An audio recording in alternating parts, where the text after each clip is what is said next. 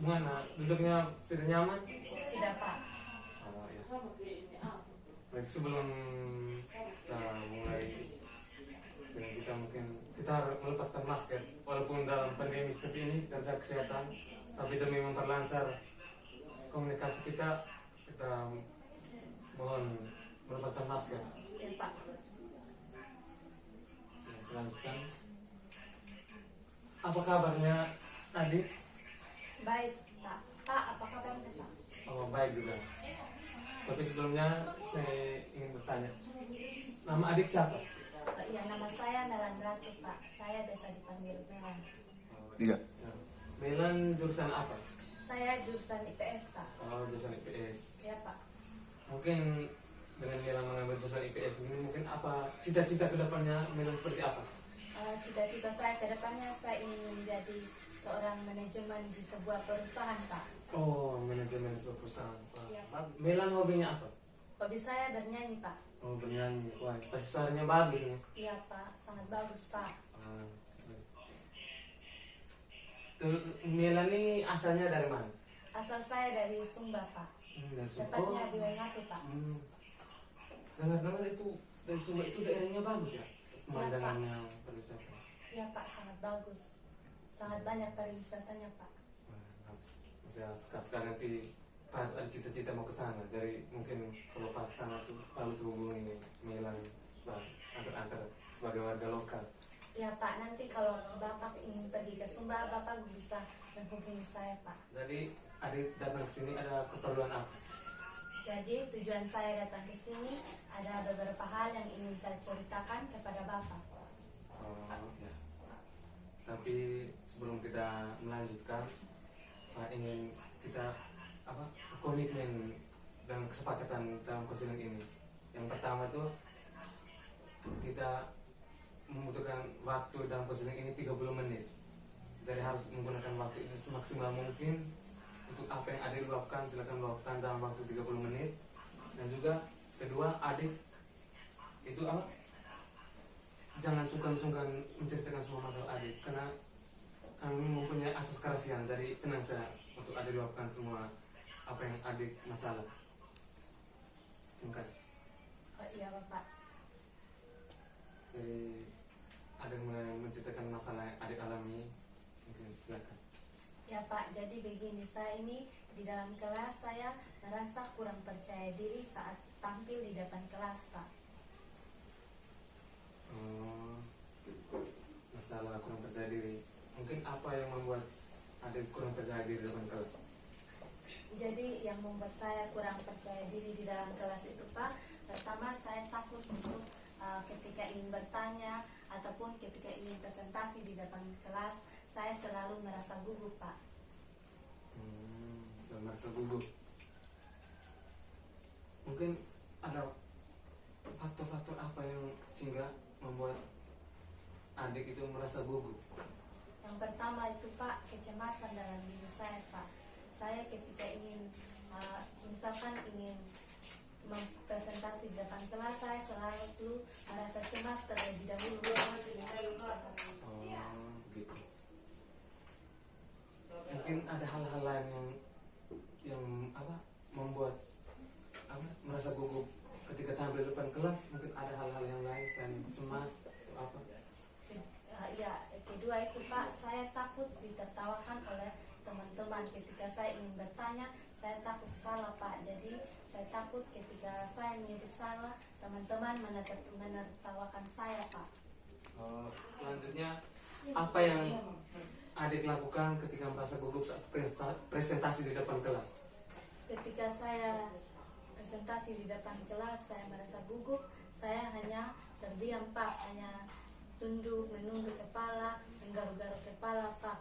Karena saya takut ketika saya melanjutkan, saya malu Pak. Apakah dengan demikian rasa gugup yang ada dalam diri adik itu hilang begitu dengan secara diam begitu? Iya Pak. Begitu ya. Terus adik selama ini sudah melakukan upaya atau cara agar adik itu bisa menghilangkan rasa gugup saat prestasi di depan kelas? Iya Pak. Kalau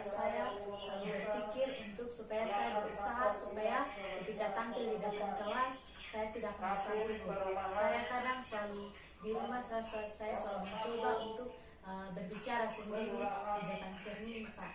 Oh, baik.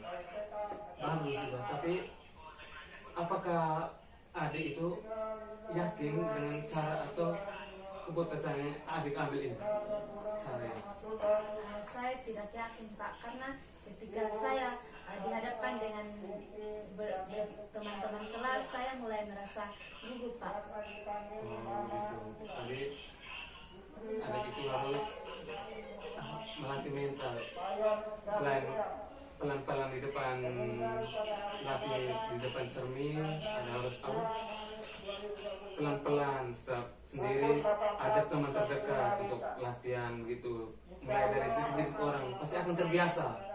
Mungkin begitu. Mungkin ada cara-cara lain yang selain yang berlatih depan cermin, mungkin ada yang adik lakukan. Saya juga kadang selalu mempraktekkan dengan teman bangku saya, Pak. Oh, itu bagus, bagus. Seperti yang Pak bilang tadi.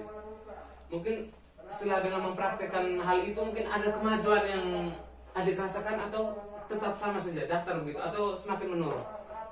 Kalau sampai ini, Pak, tetap sama, Pak, karena saya kadang kurang percaya diri, takut ketika saya salah berbicara, saya selalu ditertawakan teman-teman, Pak. Oh, berarti cara yang adik ambil itu kurang tepat ya.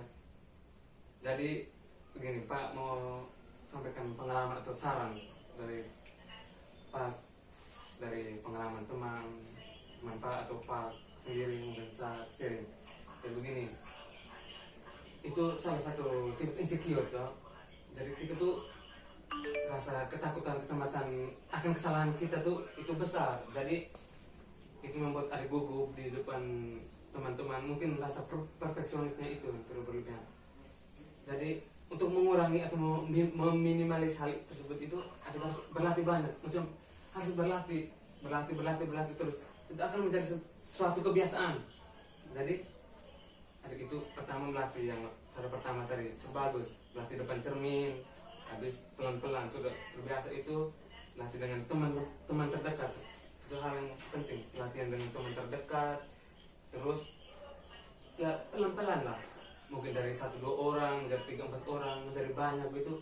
Itu akan terbiasa menjadi di depan kelas itu adik akan terbiasa biasa. Dan juga begini, jangan pernah menganggap pemikiran kalau apa yang kita lakukan itu salah.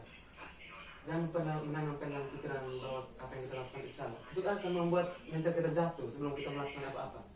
Jadi menurut Pak di sini kalau saran masukan itu adik harus berlatih itu yang pertama berlatih, membiasakan diri, lebih bersosialisasi lagi, jangan tertutup lah. Bila ada kesalahan itu coba perbaiki, bertanya kepada yang lebih tahu, cari di sekarang era internet, googling lah begitu. Baik, bagaimana? Apakah adik setuju dengan cara yang Pak sampaikan atau gimana menurut adik? Menurut saya, Pak, dengan cara yang Bapak berikan nanti saya akan mencoba mempraktekkan secara perlahan-perlahan, Pak. Saya akan mencoba ini untuk agar saya bisa percaya diri. Apakah ada cara atau metode adik tersendiri untuk meningkatkan kepercayaan dari adik sendiri? Kalau dari saya, Pak, yang akan saya lakukan ini ke depannya, saya ingin sebelum memulai presentasi depan kelas, saya ingin belajar terlebih dahulu setiap materi yang akan dipresentasikan agar saya dapat menguasai materi tersebut. Kedua, saya akan berusaha supaya lebih tampil percaya diri di depan kelas, agar agar bisa menghilangkan rasa gugup saya, Pak. Yang ketiga, saya berdoa sebelum memulai presentasi, Pak.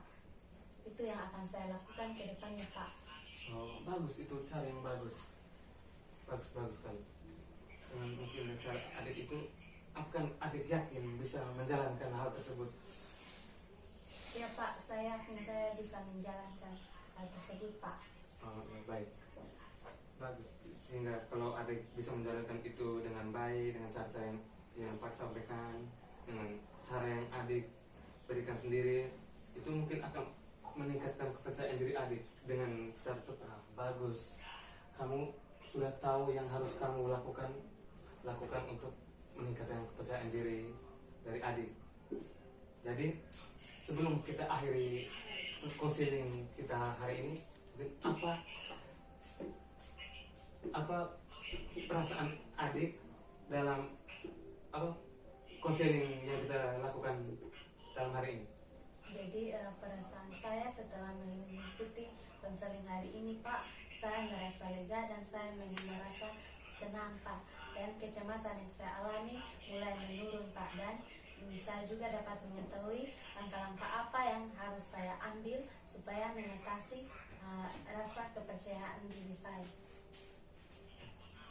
Baik, terima kasih. Ya. Setelah kita telah melakukan konseling ini dalam waktu 30 menit, jadi saya akan mengambil kesimpulan dari konseling yang telah berjalan ini, yaitu adalah pertama, kamu harus belajar untuk meningkatkan kepercayaan. Kamu harus belajar terlebih dahulu saat presentasi. Yang kedua, kamu harus berdoa terlebih dahulu untuk meningkatkan kepercayaan diri. Itu hal yang akan kamu lakukan juga. Belajar, bertanya kepada yang lebih berpengalaman, searching di Google atau apapun yang membuat itu meningkatkan kepercayaan diri adik. Mungkin apakah masih ada yang ingin disampaikan? Saya rasa tidak ada lagi Pak. Kalau tidak ada hal yang ingin adik sampaikan, jadi proses konseling kita cukup sampai di sini. Mungkin kalau ada setelah adik melakukan metode-metode atau cara yang tadi, atau mempunyai kemajuan atau tidak mempunyai kemajuan atau malah menurun, nanti silahkan datang lagi kepada Pak akan selalu menerima adik. Terima kasih. Terima kasih Pak.